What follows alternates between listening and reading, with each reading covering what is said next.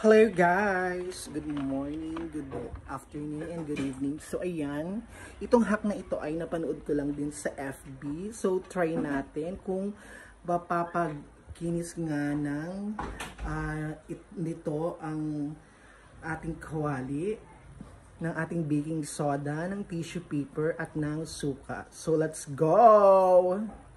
So ayan guys, lagyan natin ng tubig. Siyempre hugasan muna natin. And then after that, nilagay ko na yung ating baking soda. So ayan, ganyang baking soda is nabili ko lang sa tindahan.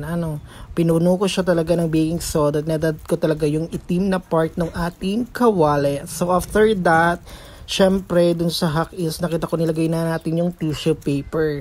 So yan yung tissue paper, nilagyan ko yung buong likod ng ating kawali. Then pagkalagay natin ng tissue paper dyan sa ating kawali, syempre tapik-tapikin natin para medyo lumapat siya doon sa mismong kawali. Binasa ko ulit siya, and then ang kasunod na is nilagyan ko na ng suka. So ayan, pagkatapos nyan, syempre ibababad natin siya 15 to 20 minutes.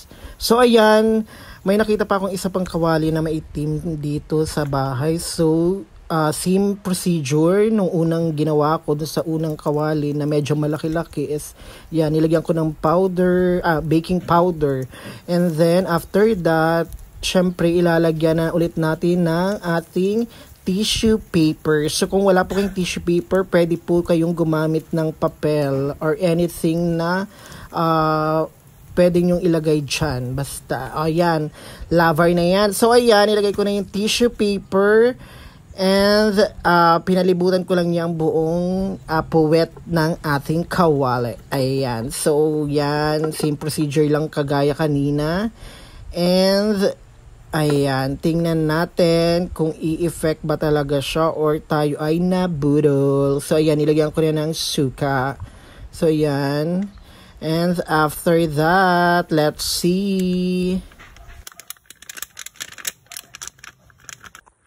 So ayan guys, after 20 minutes, tingnan na natin or check natin kung effective ba talaga ang ating life hack number 1. Let's go!